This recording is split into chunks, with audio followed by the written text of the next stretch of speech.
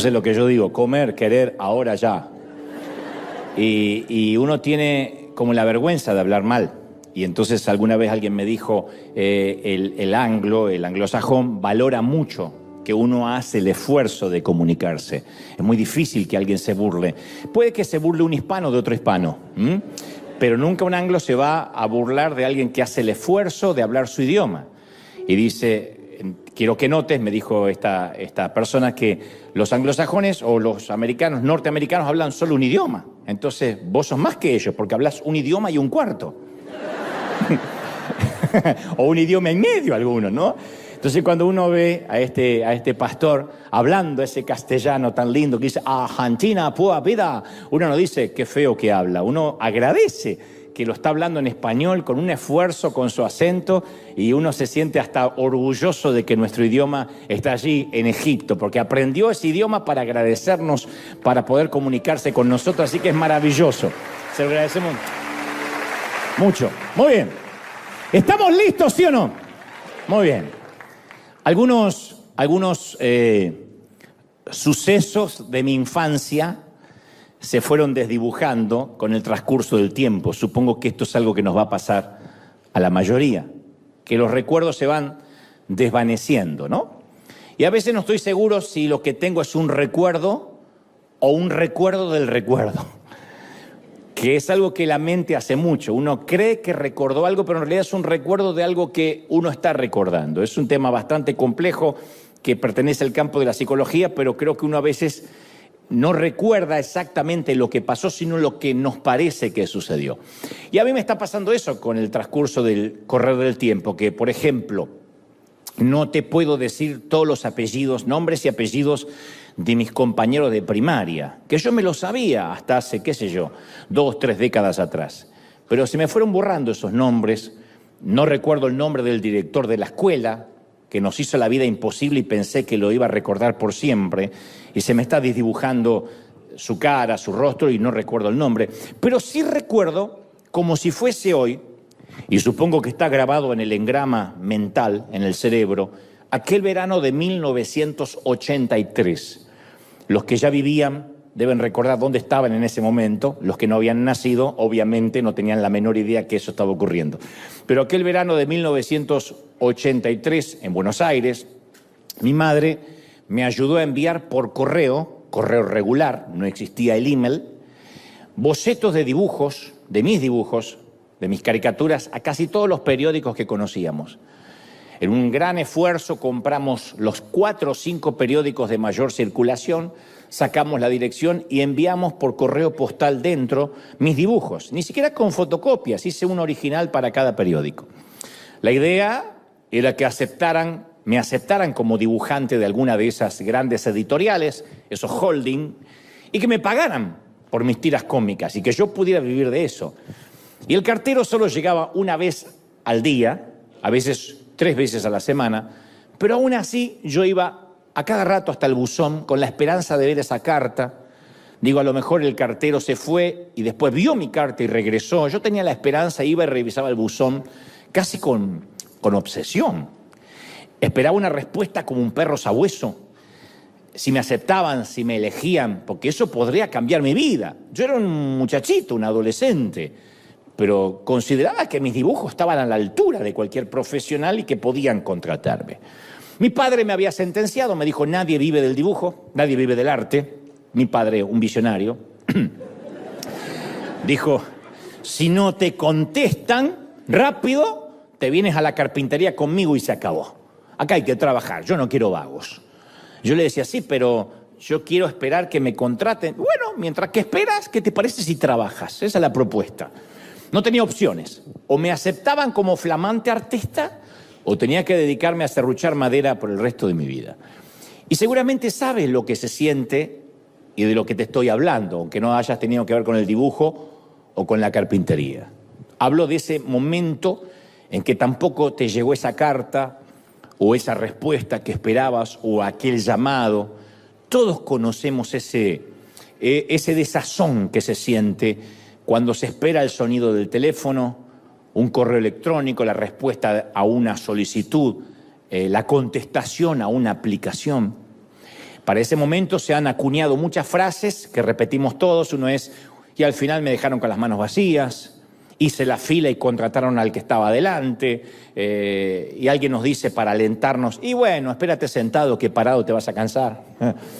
Me dejaron como novia de rancho, esperando, no me llamaron. Pero la frase más famosa y más histórica respecto a esta línea del relato es, está afuera, esperando, cuidando las ovejas. Este fue el caso de David, está afuera. Es una frase que tipifica, no importa, ahí está esperando que algo le pase en la vida, que algo lo sorprenda, está afuera cuidando las ovejas. Esa fue la frase y es hasta la fecha la frase que tipifica la desazón de sentirse excluido, que no te llaman, que no te convocan. Pero antes de contarte la historia, que yo sé que la mayoría quizá conoce, tengo que hacerte un poquitito de historia para meternos en contexto, en tiempo y en espacio. El año 1000 antes de Cristo era una época muy mala para las tribus de Israel. El libro de Jueces 21:15 retrata esos tiempos con una frase que hiela la sangre, que preocuparía a cualquier nación. La frase es, en aquella época no había rey en Israel y cada uno hacía lo que se le placía. Ese era el resumen de la ciudadanía de Israel. No había rey, obviamente no había presidente democrático, porque no era una república, así que cada uno hacía lo que se le antojaba. Hemos aprendido que un mal presidente, un mal rey, puede causar serios problemas, pero la anarquía es peor que eso. Cuando no hay una cabeza, cuando una nación está acéfala, eso nunca va a engendrar nada bueno. Y la gente en Israel, para salvar ese enorme barco que se estaba hundiendo llamado Israel, exigió tener un rey. Querían tener un rey como el resto de las naciones. Y resulta que la elección de la gente resultó ser fatal, un error garrafal, porque en poco tiempo ese rey, que se llamaba Saúl, se había convertido en un dictador hegemónico, ya no escuchaba a Dios, se transformó en un maníaco, en un petulante, ególatra, y hasta, la Biblia narra, endemoniado, que consultaba con brujas.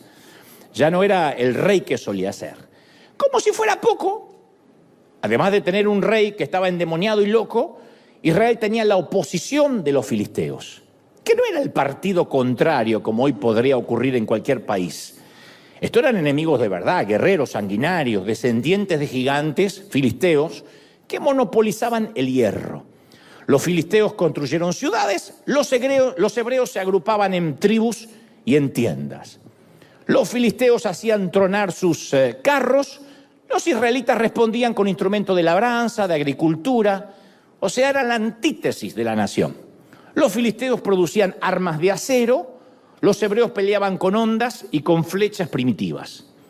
Y Primera de Samuel 13:22 relata, así que ninguno de los soldados israelitas tenía espada o lanza, excepto Saúl y Jonatán. O sea, cuando Hollywood retrata las películas de Israel en los inicios contra los filisteos, se equivoca en colocar a un ejército israelita armado, porque no había espadas, no tenían armas. Armaban cuchillos con labranza, con rastrillos, con cosas que les servían para la agricultura, pero no tenían armas porque los filisteos eran los dueños del hierro, lo habían monopolizado. A excepción de Saúl y su hijo Jonatán, nadie tenía espadas en Israel. Entonces la nación estaba debilitada, para los ojos de Dios Saúl ya no era el rey, y entonces el Señor, en ese contexto político álgido, complejo, le dice a Samuel, que era su profeta, le dice, ¿cuánto tiempo vas a llorisquear por Saúl? Yo ya lo rechacé como rey de Israel. Tiene corona, pero para mí ya no es el rey, dice Dios. Llena de aceite tu cuerno y ponte en camino. Voy a enviarte a un sitio llamado Belén, a la casa de un tal Isaí, que es un granjero, porque me he escogido como nuevo rey a uno de sus hijos. Dios le da una orden atípica al profeta. Este ya no es el rey. Está en el trono, tiene corona, pero esa corona es para que le llueva y le moje la cabeza, nada más. Porque yo no lo considero rey. Entonces, con esa orden, Samuel, el profeta, baja por las antiguas laderas de Israel, por un sendero que conduce a Belén, con una asignación específica. Y está muy nervioso, está cargado de adrenalina y ansiedad porque es peligroso designar a un rey cuando Israel ya tiene a uno. No es que se murió Saúl y está buscando un rey. El tipo todavía está en el trono. Y este va a designar a otro rey por orden de Dios. Belén, el sitio donde Dios lo está mandando a Samuel a ungir al nuevo rey, Belén es una aldea acurrucada en la falda de la montaña, a unos 10 kilómetros al sur de Jerusalén, 600 metros sobre el Mediterráneo, con desoladas tierras de pastoreo. Los granjeros de Belén no están acostumbrados a las visitas, notan que se acerca el visitante, Samuel, el profeta. Samuel entra en la villa, comienza el murmullo del pueblo, porque siempre hay chismosos en los pueblos. Las señoras que salen en camisón a barrer las hojas de otoño miran y comentan. Generalmente uno las reconoce porque la escoba está doblada de tanto apoyarse para charlar. No es que vuelan con la escoba, esos, si además son suegras, pero acá no, estas son vecinas. Los profetas no suelen visitar Belén. Belén no es una ciudad turística. Pero el profeta, pide una audiencia, por orden de Dios, con un granjero local llamado Isaí, y le solicita que por orden de Dios tiene que hacer un chequeo, un checklist de sus hijos. Y entonces comienza algo así como la primera edición histórica de American Idol. La primera, donde cada uno de los hijos tiene que pasar ante un jurado, en el cual está Samuel obviamente, y tiene que mostrar de qué está hecho, cuáles son sus talentos. Isaí, el mayor, el padre, Isaí hace desfilar a sus hijos ante Samuel uno a la vez. Y trae al mayor, a Eliab. Eliab, el mayor, parece la elección más lógica. Apenas se para el tipo, para que nos lo imaginemos. El hijo mayor se para, le dice al papá, ¿qué están buscando? No sé, pero está buscando a alguien. Y parece que es para algo importante. Entonces se para el mayor, la clásica cara de predicador cool. Pero no me miren a mí, yo no encajo ahí. Este es el típico cabello negro azabache, una mezcla de Chayanne con Hermano en Cristo, una cosa así. Mandíbula perfecta, músculos marcados así por encima de la camiseta, pantalones jean chupines, unas botitas marrones, par de tatuajes en el brazo que dicen tengo un pasado, pregúnteme. Barba candado, es el antepasado de Steven Furtick, una cosa así que aparece ahí. Y Samuel piensa, wow, esto es más fácil de lo que pensé, ya está, este es el tipo. Pero Dios dice, hombre equivocado. Entonces aparece el segundo, Abinadab. Abinadab ingresa como concursante número 2. Este sí que es un modelo de portada de revista. Traje italiano, zapatos Oxford, rubio. Pero rubio, eso que te encandilan de verlo. Una enorme sonrisa así de piano, un rostro anguloso perfecto, un traje azul entallado. Este es el antepasado de Joel Osteen. Ahí está. ¿Querían un rey con clase? ¿Querían un rey con clase? Abinadab tiene todo el glam, todo el glamour, todo. Luce como un candidato presidencial republicano, algo así. Dios dice, hombre equivocado. Entonces ingresa el concursante número 3, Sama. Este es todo un intelectual, un nerd con estilo. Viste chaqueta de cuero, cabello semilargo, casi con un aire casi oriental. Tiene una licenciatura en la Universidad del Estado y un posgrado en Egipto. Isaí le susurra a Samuel, el muchacho está graduado con las mejores notas del Colegio Belén. Y Samuel está impresionado, dice, por fin, parece el antepasado de Joseph Prince, no sé si lo conocen, gran predicador. Pero Dios insiste, hombre equivocado. Y le recuerda al sacerdote, no te dejes impresionar por la apariencia, ni por la estatura, porque yo los estoy rechazando. La gente se fija en las apariencias, yo me fijo en el corazón. No estás buscando correctamente, yo estoy buscando un corazón y vos estás buscando lo que se ve de afuera. Vos estás buscando lo que se luce y yo estoy buscando corazón. Le filan 7 hijos, trae los 7. Ninguno califica, son todos bonitos, cari lindos, ninguno califica. Y Samuel siente que vino por venir, que está perdiendo el tiempo. Entonces se le ocurre hacer una pregunta casi inocente. Esas preguntas retóricas, no espera una respuesta. Pero, qué sé yo, nada se pierde con preguntar. Y le dice, sepa disculpar, don Isaí. De casualidad no tiene un hijo más, ¿no? Sí. Y casi como el descuido, con cierta desidia, Isaí responde, queda el más chiquito, que está cuidando el rebaño. Está allá afuera, el más pequeño, el muchacho. ¿Y por qué está afuera? Porque lo ponemos donde no cause problemas. Y ahí es donde David ingresa por primera vez a nuestra historia. Es la primera vez que sabremos de él. Es la primera vez que la humanidad sabrá de él. Por ahora es el muchacho que va al buzón todos los días esperando una respuesta, que espera el llamado telefónico, la respuesta a la aplicación. Por ahora es el muchacho que el padre olvidó contar. Pero las Escrituras le van a dedicar 66 capítulos a su vida.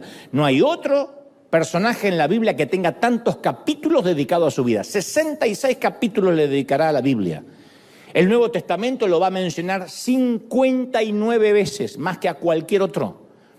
Este chavito, que no pudo aplicar para el desfile ante Samuel, para estar en el American Idol o en el Israel Idol, fundará y habitará la ciudad más importante del mundo, Jerusalén. Es más, al propio Hijo de Dios, a Jesucristo, lo van a llamar el Hijo de David. No le dirán el hijo de Moisés, el hijo de Abraham, le dirán el Hijo de David, Hijo de David, como una muestra de honor, de honra a su antepasado. A este niño, que todavía no lo incluyen en las reuniones familiares, lo van a llamar rey, guerrero, trovador, matagigantes. Y es exactamente en este punto donde la mayoría nos identificamos con este muchacho. Porque todos caminamos por ese césped de la exclusión, el pasto de las laderas del olvido, del ninguneo. Todos tenemos esa historia para contar. Si escargo un poquito, yo estoy seguro que la mayoría me va a decir, sí, alguna vez a mí me ningunearon, me mostraron indiferencia, me dejaron a un costado, tal vez no en una reunión familiar, pero sí en una invitación, en una aplicación, en este país por no saber el idioma, etc. A muchos nos han clasificado por el tamaño de la casa, por el color de la piel, por la documentación. Yo siempre cuento que la primera vez que fui a un hospital, y se lo cuento a la gente de otras partes del mundo, fuera de Estados Unidos, la primera vez que yo fui aquí a un hospital tuve que llenar una forma donde decía que yo tenía que poner mi color de piel. Y yo, desde que tengo uso de razón, soy blanco. Debajo de la ropa, más blanco de lo que se ve. Entonces yo puse blanco, y la señora me dice, usted no es blanco.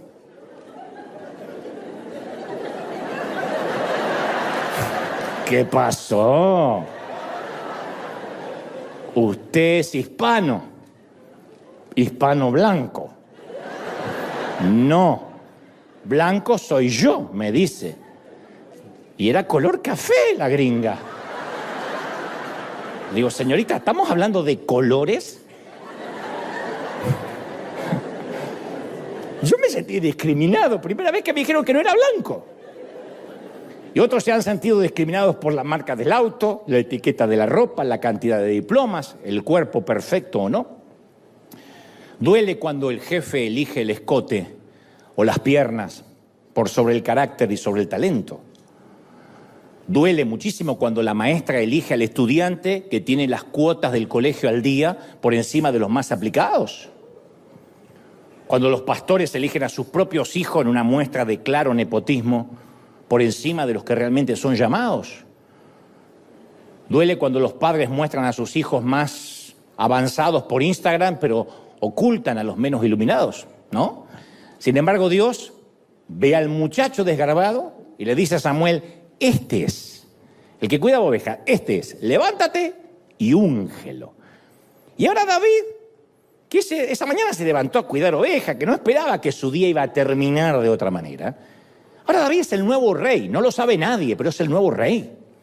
Y es el elegido por Dios, tampoco lo sabe nadie, a excepción de sus hermanos y sus padres que deben pensar, esto es un chiste. Pero ahora es el nuevo rey, es el nuevo elegido, es el nuevo ungido. Dudo que el padre haya creído que era el ungido. El padre les habrá dicho a los demás muchachos, a los hermanos de David, me parece que este Samuel ya no está bien, deberían cambiar los profetas y jubilarlos a determinada edad, porque mirá quién vino a elegir. Y los demás todos vestidos con traje, papá, y nosotros no. Lo siento. I'm so sorry. Quizá ustedes no son blancos. Y este es el otro punto, del cual muchos nos podemos identificar. Sabemos que Dios nos eligió. Hay mucha gente acá que dice, yo sé que hay un propósito para conmigo. Hay gente del otro lado que dice, yo sé que tengo la certeza de que Dios me sacó del césped del olvido, que tiene un gran plan para mí. Hay gente que dice, yo sé que hay un gran plan, que hay algo más que congregarme, que ver el mensaje vía YouTube. Tenemos la unción, tenemos el llamado, pero nos falta la validación, nos falta el reconocimiento, pero no el reconocimiento del aplauso humano. Hablo la validación incluso de que Dios nos llamó. Tenemos la unción, pero nos falta la validación. Recibimos el aceite, pero todavía no tenemos la identidad. Hay mucha gente que me escribe y me dice, yo sé que hay algo grande para conmigo. No hablemos solo de ministerio, de empresas, de emprender una compañía, de lo que sea, pero dicen, todavía no está la confirmación. Le dicen confirmación. Yo prefiero llamarle validación. La seguridad de que Dios nos llamó. Porque entre esa unción que llega hasta que se cumple, hay un mar de dudas. ¿Será que me pareció? ¿Será que fue real? Tenemos el llamado, sí, pero todavía no está activado. Como esas tarjetas de crédito que llegan con un sticker que dice llame a tal teléfono para que la tarjeta se active. Entonces hay muchos que tienen el llamado de Dios, el propósito, pero no está activado.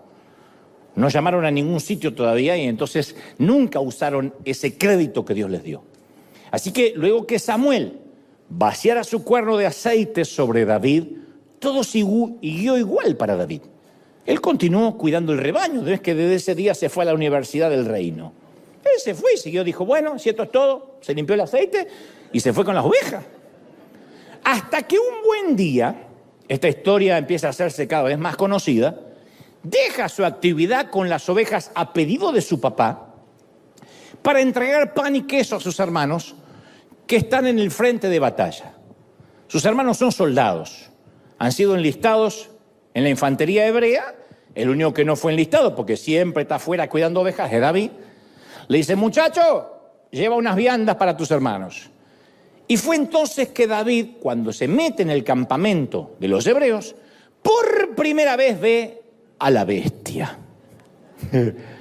El monstruo mide 2,97 metros, casi 3 metros. Eso es el doble de lo que yo mido. Carga 72 kilos de armadura. Gruñe como Godzilla o King Kong. Mide 50 centímetros de cuello. 142 centímetros de cintura. Y alguno pensó que estaba gordito. 100. Eso es mucho. Y en ese preciso momento, el muchachito olvidado por su propio padre, no convocado a las reuniones familiares, escucha al rufián desafiar a Israel. El grandulón dice, yo desafío hoy al ejército de Israel. Ya sé, se parece a la voz de Rudy Gracia, pero es el rufián. Elijan a un hombre que pelee cuerpo a cuerpo conmigo. Él y una multitud de filisteos han convertido la mitad de ese valle en un bosque de lanzas, de jabalinas, una banda de rufianes con pañuelos en sus cabezas y olores corporales feos. Y en ese preciso momento en que David se da cuenta del desafío del rufián, es que también llega su momento. Él entiende, o no sé si lo entiende, pero lo que está ocurriendo es que luego de la primera unción de Samuel, esta quizás sea la más importante para su vida, digo para David. La unción de la validación está por llegar, la unción de la identidad. Insisto con esto, cuando hablo de unción no hablo de un encuentro epifánico, místico. Hablo del primer llamado, de ese sentir que todos tenemos. Convengamos que quizá nadie vino a volcar un cuerno de aceite sobre nosotros, pero sí sentimos en una reunión, en una vigilia, en un momento de oración, en un momento de adoración privada, que Dios nos pedía algo más en la vida. Y sentíamos que teníamos esa asignación de parte de Dios, insisto, excepto que nadie lo sabe. Entonces esa primera unción, ese primer llamado por lo general llega inesperadamente. Uno no hace nada para recibirlo. Es como cuando somos niños y nuestros padres deciden dónde vamos a vivir, qué colegio vamos a ir, de qué manera nos vamos a vestir. Yo soy de una generación que no decidió nada. Hasta los 15, 16, que más o menos uno se pone medio rebeldón y empieza a decidir que no se va a poner ese pantalón. Pero a mí me vestían, me decían dónde tenía que vivir, qué tenía que comer. ¿Cuál era la respuesta de nuestros padres si preguntáramos qué hay de comer hoy? ¿Cuál era la respuesta? ¡Comida! Pero mal, ya. No es que decía comida, mi amor. ¡Comida! Con la próxima te revoleaban algo por la cabeza por preguntar. Porque esto no es un restaurante que se puede elegir. Es que a mí no me gusta. Vas a comer. Porque en África no tienen para comer. Es que no me gusta. Vas a comer aunque esté relleno de caca. Te lo vas a comer igual. Así es. Entonces uno se deja. Se ve que alguna probó. Entonces, la comida de la mamá, sí. Uno deja que los padres decidan. Llega un momento en que todo depende de nosotros, ya no deciden los padres. En la segunda parte del resto de nuestras vidas, cuando uno empieza a decidir cómo se quiere vestir, qué quiere comer, dónde va a estudiar, qué carrera seguir. Entonces, volviendo al tema, saliendo de la metáfora y volviendo al tema que nos compete, hay muchos que reciben ese primer llamado, esa primera unción, pero no están dispuestos a enfrentar a la bestia por sí solo. Y entonces aquel primer aceite se pierde, se vuelve pútrido, como le sucedió al mismo Saúl. Si uno no elige enfrentar la batalla, por mucho que Dios nos haya llamado, todo habrá sido en vano. Hay un momento que uno tiene que enfrentar cosas en la vida, porque esa es la validación, es Dios que lo prepara para que sepamos que fuimos llamados. En mi caso yo pude haberme quedado con una profecía que recibí en el año 91, que entre otras cosas decía, pastor de los jóvenes te dirán, y te entregaré los medios de comunicación y te prestaré los oídos de muchas generaciones. Allá en el 91, cuando yo no le hablaba ni a dos personas juntas, cuando era súper tímido, cuando casi no podía articular palabra. Otros como yo recibieron las mismas palabras o palabras similares. Yo pude haberme quedado con esa palabra guardada en un cofre, como quien guarda una semilla de fe en una caja. Cuando la abre dentro de 30 años sigue siendo semilla. Si no se planta, es semilla. La semilla tiene poder cuando cae a la tierra y muere y germina. La palabra que nos dan puede ser muy bonita, pero hay un momento que puede quedar en un lindo papel como una hermosa promesa o cumplirse.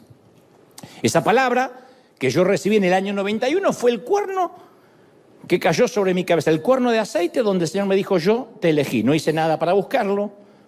Dios sabe que yo no estaba en búsqueda de una palabra, pero Dios me sacó, como a David, del césped de la exclusión. Un muchacho del sur, un muchacho de allá, de lo último de la tierra, sin posibilidades de nada, sin estudios secundarios, sin estudios universitarios. Dios dice, aquel. Yo creo que Dios, no me estoy comparando con David, pero creo que Dios también fue a mi casa en Billinghurst, en Buenos Aires, y le dijo a mi papá, ¿tiene hijos para ungir? Y mi papá llevó a mis 3 hermanos. Y puso, tengo estos 3. No tiene más, el inútil que está allá afuera, que lo tenemos, pero no sé si va a servir para algo, ¿no? Eso vino. Yo no lo esperé. Pero después tuve que rentar un estadio con 24 años de edad, sin dinero, sin recursos, sin apoyo, con vientos en contra, sin experiencia. Eso es lo que yo llamo la unción de la bestia. La validación de la primera palabra profética. El examen práctico después de todos los exámenes orales. Bueno, ahora viene la práctica. Hasta cuando uno aprende, va a sacarse la licencia de conducir. Primero uno rinde el examen oral, qué significa esta señal, no doble, no, frene, pare, cuidado, chinito. Y después uno hace el examen práctico, ¿o no? Entonces, en algún momento todos nos enfrentamos a la bestia. Esa cosa, ¿qué es la bestia? Esa cosa que acecha en nuestro valle privado. Nuestra bestia no lleva espada, no lleva escudo, pero sacude a veces la hoja del desempleo, del abandono, del abuso sexual, de la depresión.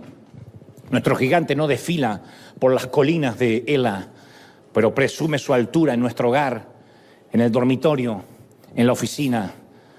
Nos trae deudas que no podemos pagar, gente a la que no podemos agradar ni complacer, alcohol al cual no podemos resistir, pornografía que no podemos rechazar, un pasado que no podemos olvidar, un futuro que tememos enfrentar. Todos tenemos un gigante que aún después de esa unción y ese llamado de Dios tenemos que enfrentar. Es el bramido de nuestro Goliat. Hay temporadas que ese Goliat nos despierta con palabras de preocupación y por temporadas nos preocupa y nos desfila por la mente con pensamientos estresantes. Hay gente estresada ni siquiera por problemas reales, por ansiedades, por cosas que podrían pasar, porque hay un gigante que les vocifera en su oído todas las mañanas y respira en nuestro cuello mientras desayunamos, susurra en nuestro oído mientras caminamos, mientras conducimos. Primer pensamiento matutino, última preocupación de la noche. Nuestro Goliat regula nuestro estado de ánimo. Un gigante al que no podemos vencer, que acecha privadamente y que cada mañana está allí al costado de la cama y cada noche antes de irnos a dormir. Y ese tipo de bestias todavía recorren nuestro mundo. Hay deuda, desastres, peligro, engaño, enfermedad, depresión, lo que sea. Y se muestran insolentemente pavoneándose, nos roban el sueño, nos quitan la paz, nos succionan la alegría, nos roban la risa. Hay gente que ya no se ríe más hace mucho tiempo. Digo, con esa risa de carcajada, de que te duele la panza, porque dice, no sé, tengo como una angustia que no se me va. Es un gigante enquistado. La Biblia narra que el filisteo salía mañana y tarde a desafiar a los israelitas y los estuvo ahí así haciendo eso por 40 días. 40 días desafiándolos, mañana y noche. ¡Ey! ¡Cobardes! ¡Ratones! ¡Aún estoy esperando! Todos los días, mañana y noche, promediando a las 5 de la tarde. ¡Ey! ¿Habrá algún hombre para pelear? Y ellos pensaban que algún día se iba a ir. En el mejor de los casos, el gigante gruñe 40 días. En el peor, lo hace durante toda nuestra vida. La familia de Goliat era una antigua adversaria de los israelitas. Josué los había conducido a la tierra prometida 300 años atrás y desterró a todas las tribus, excepto 2 ciudades, Gat y Asdod. Y Gat engendró gigantes. Y adivinen dónde se crió Goliat. En Gat. La bestia tiene una enorme G en su chaqueta. Jugó para el equipo del colegio secundario Gat. Así que los soldados de Saúl vieron a Goliat y murmuraron, oh, otra vez la burra al trigo. Mi padre peleó contra su padre. Mi abuelo peleó contra su abuelo y esto no se termina más. Son cepas, se multiplican los condenados. Y nosotros hemos dicho frases similares. ¡Oh! Terminé convertido en lo mismo que odié de mi padre. Juré que nunca iba a decir las frases que decía mi padre y ahora me encuentro diciéndolas. Otros dicen, ¿sabes? Los gritos, el griterío y la violencia envenenan nuestro árbol genealógico. Mi abuelo era violento, mi padre era violento y hoy me di cuenta que enseguida alguien aprieta mis botones y una violencia que parece que corre por mis genes salta en mí. Otras más sinceras, tocadas por Dios, dicen, mi abuela era chismosa, mi madre era chismosa y yo tengo que contar esto para que estés orando. Es el viejo Goliat. El viejo Goliat ha estado desafiando tu familia por años. Es el viejo matón del patio que acecha desde siempre tu familia, tu árbol genealógico. Él atormentó a nuestros padres, a nuestros abuelos y ahora viene por nosotros. Y la Biblia narra que al oír lo que decía el filisteo, Saúl, el rey oficial en ese entonces, no el puesto por Dios nuevo, sino el rey que estaba, y los israelitas se consternaron y tuvieron mucho miedo. Y si el gigante los desafió durante 40 días, también significa que obviamente lo ignoraron por 40 días, no había respuesta. Yo supongo que habrán pensado lo que todos, bueno, si yo ignoro esto, tarde o temprano quizás termina cansándose y se vaya a casa. Pero estas bestias nunca se van a casa, no sin antes dar una buena pelea. La enfermedad no se irá porque la ignoremos, el problema familiar no desaparecerá, la crisis, la debilidad, el pecado oculto no se va porque uno lo ignore. A veces tratamos de escondernos, de hundirnos detrás de un escritorio, buscar la distracción de una fiesta, del alcohol, de lo que sea. Y quizás por un momento, por un día, por una semana nos sentimos a salvo. Aislados, anestesiados, pero en un momento el trabajo se termina, el alcohol se consume, la fiesta acaba y escuchamos otra vez a Goliat retumbando, desafiando, bravuconeando. Y nuestra imagen de Dios se empieza a minimizar y el gigante se empieza cada vez más a amplificar.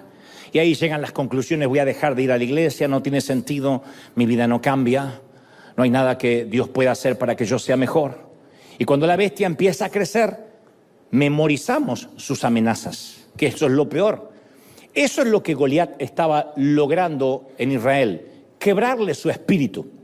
Y alguien dijo una vez que no hay prótesis para espíritus amputados. Y lo que hacía este bravucón era quebrarles el espíritu. 40 días diciendo: ¡cobardes! ¡Ratas! ¡Ey, gallina! ¡Manden un hombre a pelear! Todos los días, todos los días, todos los días. Eso no causa gracia. Y a veces hemos escuchado esas amenazas durante tanto tiempo que hasta podemos visualizar los vellos del pecho de Goliat. Porque sabemos de memoria nuestras debilidades, nos las han gritado todos los días, durante años. Pero hacer una lista de nuestras heridas, de nuestras debilidades, no significa tener la posibilidad de curarlas. Detallar nuestros problemas e ignorarlos no los va a resolver. ¿De qué nos sirve ir a un médico que nos da la patología y nos dice: esta es su enfermedad, y luego no nos da la terapia? Pero hay de los que creen que reconociendo el problema ya está listo, no hay que enfrentarlo. Si Dios alguna vez me eligió, si Dios alguna vez me ungió, ese problema debe desaparecer por sí mismo, y no lo hará. David oyó al mismo gigante tratando de quebrar los espíritus de Israel, pero no llegó a la misma conclusión que el resto. La Biblia dice que David preguntó a los que estaban con él: ¡Ey! ¿Quién se cree este filisteo pagano que se atreve a desafiar al ejército del Dios viviente? El muchacho no debería hablar, no es soldado, para empezar. Pero dice: ¿quién se cree esta bola de grasa para atentar contra los escuadrones, desafiar a los escuadrones del Dios viviente? Hasta ese momento nadie había mencionado a Dios. El pueblo de Dios no había mencionado a Dios. Los soldados no lo mencionaron, nunca pronunciaron su nombre. Saúl nunca mencionó a Dios. Fue David el que lo dijo por primera vez en el campamento. Y David no pregunta por las aptitudes de Goliat, su edad, su clase social, el cociente intelectual. David no pregunta sobre cuánto pesa la lanza, el tamaño del escudo, el significado del tatuaje de la calavera en el brazo. No pregunta. David no piensa que ese petulante que se pasea por la colina tiene una historia que contar. Él solo piensa en las huestes, las tropas del Dios viviente. Lo primero que se le cruza a Dios, a él, es su Dios.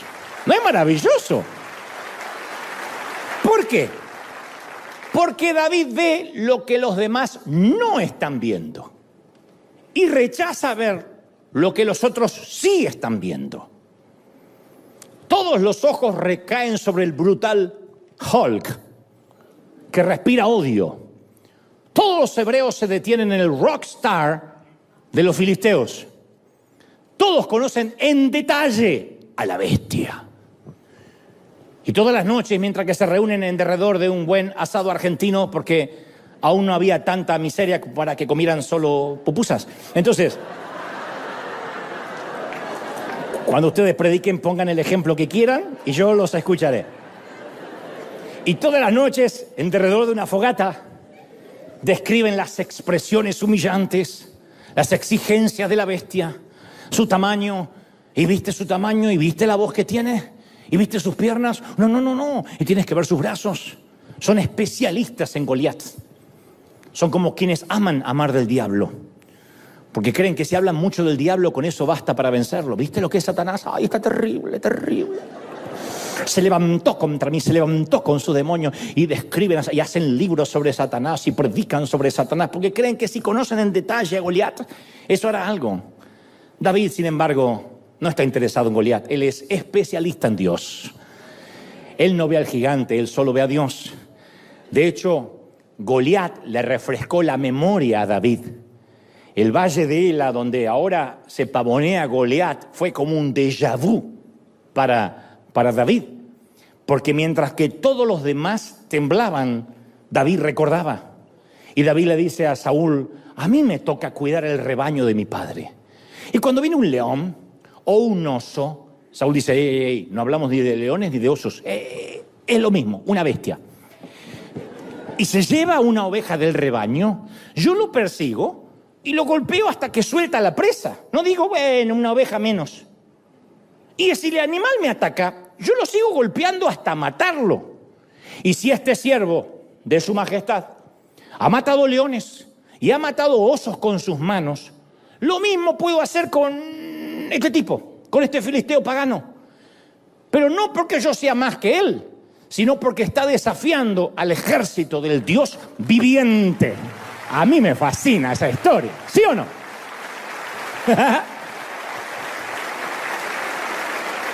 Leones y osos. La buena memoria hace a los héroes. La mala hace a los cobardes. Tenemos que hacer un listado de los triunfos de Dios. Cada vez que un gigante viene, un gigante nuevo, reapareció el cáncer, parece que revivió aquel problema que creíamos resuelto, una nueva deuda, una nueva carta del IRS, una suegra que dice, pasaré una semana con ustedes. Y uno empieza a decir, ¡otro gigante! Pero ahí es cuando uno tiene que escribir las preocupaciones en la arena y tallar las victorias del ayer en la piedra. Toda la Biblia, desde Génesis hasta Apocalipsis, el Señor dice recuerda, recuerda, recuerda, y no porque es nostálgico. Él no necesita obligarse a recordar, pero le dijo a Israel, recuerda de dónde te saqué, recuerda que te di pan en el desierto, recuerda que nunca te dejé. Tú cambias, tú fluctúas, tú eres ciclotímico, tú tienes desfases hormonales. Yo, Dios, soy el mismo ayer, hoy y por los siglos. Yo no cambio. ¿Lo creen, sí o no? Pero hay algo que me fascina más. Son los términos militares que usó David, aunque el tipo nunca fue soldado de infantería. Esta es la manera que David se expresa en menos de una hora. Yo creo que fue menos, en media hora, pero si uno lee correlativamente las escrituras, vamos a ver que David dice, primero, las huestes, las tropas del Dios viviente. Luego dice, el Señor de los ejércitos, el Dios de las huestes de Israel. Luego aclara y dice, el Señor, le dice al gigante, te entregará en mis manos y toda la tierra sabrá que hay un Dios de los ejércitos. El Señor dará la victoria sin espada ni lanza, porque esta batalla, le dice al rey Saúl, esta guerra es del Señor y Él los entregará en nuestras manos. Yo cuento al menos 9 referencias a Dios. Las menciones a Dios de David superan a las de Goliat 9-2. ¿Cómo se compara esta proporción con nuestra forma de hablar? ¿Consideramos el poder de Dios al menos 4 veces más, para parecernos a David, al menos 4 veces más que lo que consideramos nuestros problemas? Nuestra lista de bendiciones es 4 veces más larga que nuestra lista de peticiones. Nuestra lista de agradecimientos es 4 veces más larga que la lista de peticiones. Nuestro archivo mental de agradecimiento por las veces que Dios nos libró es 4 veces más grueso que nuestro archivo mental de quejas. Porque si uno recuerda de dónde Dios nos sacó y cómo Dios nos bendijo, uno va a concluir en lo mismo que David. Así como me libró ya una vez de osos y leones, me liberará de este. Son siempre las mismas bestias, con 2 patas, con 4, con 8, son siempre las mismas bestias y Dios sigue estando en el trono. ¿Lo creemos? ¿Sí o no? ¡Aleluya! Pero volvamos a nuestro muchacho. ¿Conoces la historia? David se hinca cerca del arroyo y busca algunas piedras, la clase de piedras lisas que se pueden apilar cuidadosamente en la bolsa de un pastor, y Goliat mira fijamente hacia abajo desde la ladera. Solo la incredulidad le reprime la carcajada. Lo mira y dice, ¿de verdad? ¡Ja! Esperó 40 días por un hombre y sale un adolescente. Lo llama esmirriado. Lo llama renacuajo. ¿De verdad? Casi es un insulto para la bestia que manden a ese. Le dice, ¿soy acaso un perro para que vengas a atacarme con palos? Y toda la muchachada. En este rincón del cuadrilátero, David, flaco y esquelético. En este otro rincón, voluminoso y bruto, Goliat. La bicicleta atacando a un camión de 18 ruedas. El perro caniche atacando al dogo alemán. ¿Vieron los perritos cuando...? ¿Vieron esos enfrentamientos del caniche y el Rottweiler? Que el grande le dice, no me quiero molestar, porque si me molesto te como de un bocado chiquito. ¿Qué posibilidades tiene David contra el gigante? ¿Quién le apuesta a David? ¿Quién pone dinero en el hijo de Belén? No los filisteos. No los hebreos, menos los hermanos de David, que consideran hasta la fecha que fue un error ungirlo. No Saúl. Saúl dice, bueno, morir por morir, terminemos con esto de una buena vez. Quizá el gigante aplaste a esta cucaracha, se vaya mañana y todos tengamos paz. Pero Dios sí apuesta por él. Y escucha cuidadosamente el grito de guerra de David. ¡Ey! ¡Tú vienes a mí con espada! ¡Con lanza! ¡Jabalina!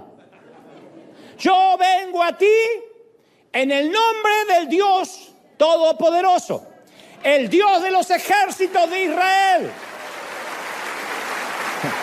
a quien tú has desafiado. ¿De qué hablas, pulga? Hoy mismo tenía que gritar porque el tipo estaba allá y era alto. Hoy mismo el Señor te entregará a mis manos y te mataré. Y te cortaré la cabeza. Hoy mismo echaré los cadáveres del ejército filisteo. Y ahí le sale el argentino de adentro y empieza a agrandar la oferta. Voy por todos. Y los cadáveres de tu ejército los echaré a las aves del cielo, a las fieras del campo, y todo el mundo sabrá que hay un Dios en Israel. ¡Ya cierra la boca, mocoso! Y es más, todos los que están aquí reconocerán que el Señor salva sin necesidad de tanta espada y lanza. La batalla es del Señor y Él los entregará a ustedes en nuestras manos y eso va a pasar. Ahora, ahora.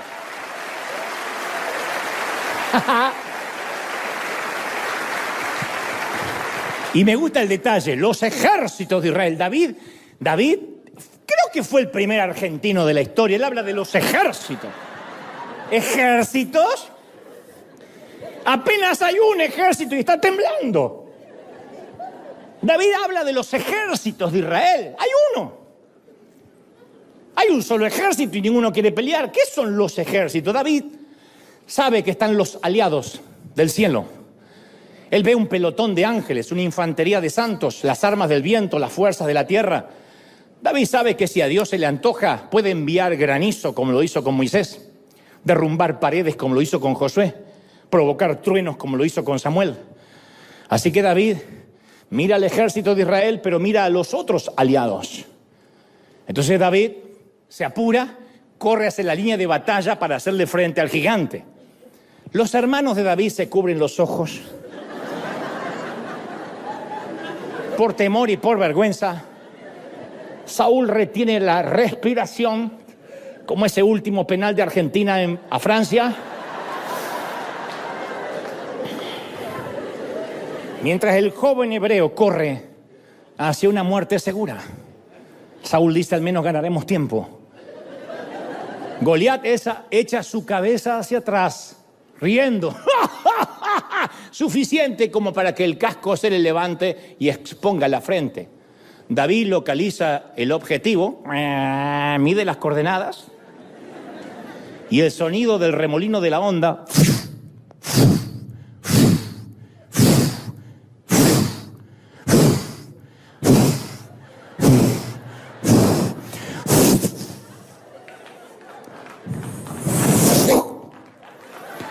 es lo único que se escucha en el valle. La Biblia dice que saca una piedra, literalmente, y se hinca en la frente, y con la piedra incrustada entre ceja y ceja, el filisteo cayó de bruces al suelo. La piedra va como un torpedo directo hacia el cráneo. David le hizo una lobotomía a la bestia. Y Goliat cruza los ojos, dobla las piernas y se derrite. La enorme bestia colapsa, cae a la tierra y muere. David, tal como lo prometió, corre hacia él, arranca la espada de su vaina, le corta la enorme cabezota al viejo matón palestino. Ahora, este puede que sea el punto neurálgico del mensaje. Al único humano que Dios llamó un hombre conforme a mi corazón fue a David. Dios no le dio este apodo o denominación a nadie más, ni a Abraham, ni a Moisés, ni a Josué. Ni a Abraham, que era su amigo, le dijo: tienes un corazón como el mío. A Pablo lo llamó su apóstol, a Juan su discípulo amado, pero a ninguno le dijo: tienes un corazón como el mío, porque ese es un halago muy profundo. O sea, está diciendo: el corazón de este tipo es similar al mío, los dos pensamos igual. Uno va a la historia de David y dice: ¿qué vio Dios en él? Porque esto no lo dice cuando David es un muchachito. Lo dice cuando incluso David ya es un anciano. Este muchacho se caía tanto como cuando se levantaba. Tambaleaba a menudo como conquistaba. Conquistaba y tambaleaba. Miraba sin miedo a Goliat, pero se comía con esos mismos ojos a una tal Betsabé que no era su mujer. Desafiaba a los que se burlaban de Dios en el valle y de pronto se unía a ellos en el desierto. Un día era un lobo solitario y el otro día era compinche de la mafia. Podía conducir ejércitos, pero no podía manejar a su familia. Los hijos eran un desastre. Tuvo más problemas familiares que los peluches. No se me ocurrió otro ahora, perdón, sorry. Furioso, estratega, astuto, político. 8 esposas, 10 amantes. Un hombre conforme a mi corazón, dijo Dios. ¿De verdad? Lo que Dios haya visto en él nos da esperanza a todos nosotros. Porque la vida de David tiene poco que ofrecer al evangélico religioso.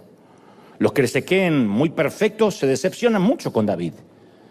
Pero los que somos falibles, los que conocemos nuestras miserias, los rotos, sabemos que estamos en la misma montaña rusa de David llamada vida. En los momentos buenos de David, nadie es mejor que él. En los peores momentos, nadie es peor que él. El corazón amado de Dios es una persona con muchos altibajos, muchos.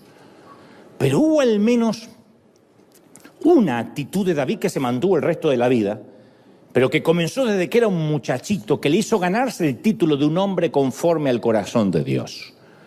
Porque ya siendo grande, lo único que le importa a él es traer el arca del pacto, que tipifica la perfecta voluntad, la presencia de Dios, traerla de regreso a Sión, a Jerusalén. Él siempre honró a Dios. Pero eso no lo aprendió de grande, sino que de chiquito, él siempre preservó celosamente la reputación de Dios. No le importaba a él quedar mal. Él no estaba pendiente de cuidar su testimonio, si tenía una armadura, si lucía bien. Nadie se iba a atrever a difamar a su Señor. El primer combate de David contra la bestia fue por este motivo. Todo el mundo tiene que saber que hay Dios en Israel. Y los que están aquí reconocerán que el Señor no necesita ni espada ni lanza. Y la batalla es del Señor y nadie desafía al Señor. Eso agradó a Dios. David vio en Goliat una oportunidad para que Dios se glorificara. ¿Sabía que iba a salir vivo de la batalla? No. Pero estaba deseoso incluso de dar su vida por la reputación de Dios. Pero, aunque sea uno de ustedes, salga a pelear. Y casi sin saberlo estaba recibiendo la unción de la bestia. Aquella que se cosecha únicamente en el campo de batalla y no detrás de un escritorio y mucho menos en el aula de un seminario bíblico. Nuestro llamado y asignación es definido por nuestro gigante, siempre. Nuestro mayor gigante siempre va a definirnos, siempre. Podemos elegir dedicar nuestra vida a pequeños problemas como cómo me voy a comprar la casa, puedo cambiar el auto, cuándo me van a dejar predicar, ojalá que pueda cambiar el celular. O podemos consagrarnos a un gigante más grande. Nuestra identidad se define por el problema al cual enfrentamos. Las personas que tienen una vida pequeña, pigmea, tienen problemas chiquitos. Cómo hacer que un vecino molesto no deje la basura en la puerta de su garage, cómo hacer para que el hijito no deje un tiradero en la habitación, cómo lograr que las arrugas se me noten menos, cómo lidiar con los compañeros de trabajo, cómo lucir más joven, cómo lograr más seguidores en las redes. Esos son los problemas de la gente pequeña. Algunos son tan pequeños que se meten en redes ajenas para opinar de la vida ajena. Pero las personas con mentes pequeñas se ocupan de cosas pequeñas. Pelean contra pigmeos en su pequeño mundo liliputense de Gulliver. Las personas con grandeza de mente se ocupan de los gigantes que desafían a los escuadrones del Dios viviente. Cómo ponerle fin a la pobreza extrema, cómo detener la trata de personas, cómo ayudar a los niños en riesgo para que reciban educación, cómo alcanzar más personas para Cristo. Necesitamos un gigante digno de nuestra vida, uno que valide la primera unción, aquel primer llamado. La vida se trata de enfrentar gigantes, eso es la vida. Vive lo suficiente y enfrentarás tu gigante. Siempre que Dios pone la vista en alguien, y caramba que acá la ha puesto en todos, nos va a llamar a enfrentar a un gigante. El crecimiento es la habilidad de enfrentarlos, no de evitarlos. La habilidad de hacerle frente a monstruos cada vez más grandes. A veces desearíamos preguntarnos unos a otros, ¿tienes un gigante digno de tu vida? ¿A qué bestia te dedicas a decapitar por el resto de tu vida? ¿Qué bestia? Las personas que seguimos a Jesús nos hacemos esa pregunta, Señor, para encarar, ¿qué gigante te gustaría usarme? ¿Qué tipo de gigante quisieras que derribe? Los seguidores de Jesús aceptamos los gigantes con toda intención, son parte de nuestro llamado. Cuando alguien pregunta, ¿cuál es la voluntad de Dios para mi vida? En realidad se está preguntando, ¿a qué tipos de gigantes me voy a tener que enfrentar el resto de mi vida? Porque una de las cosas que confirma nuestro llamado es cuando algo nos enoja, cuando nos conmueve el corazón, cuando cada uno de nosotros es la respuesta a un problema, sí o sí, si no, no hubiésemos nacido. Dios no te hubiese traído a la tierra sin un propósito, aunque te dijeron que eras un accidente o una noche de descuido del viejo. Dios te trajo con un propósito. Y cuando algo nos enardece, nos hierve la sangre, y uno dice, puede ser, ¿cómo que este grandulón se atreve a desafiar a los ejércitos de Dios? Alguien tiene que hacer algo, che. Esa es la validación del llamado. Yo te conté que Bill Hybels, un gran predicador, llama eso el momento Popeye. Deben recordar a Popeye el marino, algunos. Popeye el marino soy... ¿Se acuerdan? Tenía una novia flaca llamada Olivia y él comía espinaca para ponerse fuerte. Y en cada episodio había un momento donde el gigante Brutus le quería robar la novia y Popeye se enfadaba, se comía la lata de espinaca y adquiría una fuerza sobrenatural. Todos tenemos una temporada Popeye, donde decimos no aguanto más, no que te roben la novia necesariamente, pero no aguanto más. Donde algo supera el umbral del dolor cruza la frontera de lo que podemos resistir, donde algo nos molesta hasta los huesos y decimos, pero che, hay que hacer algo. O cuando decimos, yo me aguanto cualquier cosa menos esa. Esa cruzó mi frontera. Todos vivimos episodios traumáticos para que tengamos un momento Popeye, donde desarrollamos músculos espirituales en ciertas áreas. Por eso insisto, ¿qué gigante te quita el sueño o te abruma? ¿Qué te enfurece? ¿Qué te enoja? ¿Qué enciende tu motor? Hablo de esos botones que Dios sabe apretar en nosotros y nos produce una carga, un llamado a hacer algo. Tengo que hacer algo ya. Eso que nos enoja no es una debilidad, es un don. Eso que te molesta hace tiempo es un don, no es una debilidad. Porque revela tu asignación, revela tu propósito. En la Biblia, todos los que fueron llamados tuvieron que atravesar la unción de la bestia, todos. Moisés no soporta que los israelitas estén bajo la esclavitud y Dios le dice, ven y dile a la bestia del faraón que los deje salir. Nehemías no puede dormir porque se entera que Jerusalén está en ruinas y Dios dice, ve y reconstruye la bestialidad de esos muros. Esther no soporta que el pueblo de Dios está a punto de vivir un genocidio y Dios le dice, ve a rescatar a ese pueblo de las bestias. Pablo no soporta que los gentiles no escuchen de Dios y Dios dice, ve y quita las almas de las garras de la bestia de Satanás. David no soporta que Goliat se burla del pueblo de Dios y Dios le dice, ve y enfrenta a la bestia. Todos tenemos que enfrentarlo. ¿Es duro? Sí, pero todos tenemos que enfrentarlo. Bestias que van pasando a través de la vida. Yo era chiquitito y no soportaba la falta de excelencia en la iglesia. Era algo que me enojaba. Éramos una iglesia humilde, pobre, no teníamos nada. Pero yo decía, ¿por qué hay que afinar los instrumentos cuando está la gente ahí? ¿Por qué pasa alguien y dice, yo no sé por qué estoy diciendo esto, vamos a leer a ver qué me sale? Yo decía, ¿por qué no se preparan de chiquito? Y ese fue mi primer gigante, el que yo dije, yo tengo que algún día, si Dios me da el privilegio, al menos no hacer de la ignorancia una virtud e ir por la excelencia. Ese fue el primer gigante. Y después vinieron otros. El gigante de las comunicaciones, el gigante de la religión. Continuamente se me paran gigantes. Algunos siguen vociferando en mi valle, otros han sido decapitados. Pero los que nos atrevemos a aceptar los gigantes, junto con el llamado de Dios, sentimos menos remordimientos. Algunas de las historias más tristes son los riesgos que nunca se corrieron, la obediencia que nunca ofrecimos, la generosidad que nunca brindamos, las aventuras que nunca sucedieron, las vidas que nunca llegamos a vivir. En la mayoría de los casos, el remordimiento a corto plazo tiene que ver con haber hecho algo. Se llama remordimiento a corto plazo. ¡Ay, no tenía que haber comido esa hamburguesa, pero me tenté! ¿Para qué habré aceptado salir con ese chico? ¡Qué pérdida de tiempo! No veía la hora que se termine la cita. Remordimiento a corto plazo.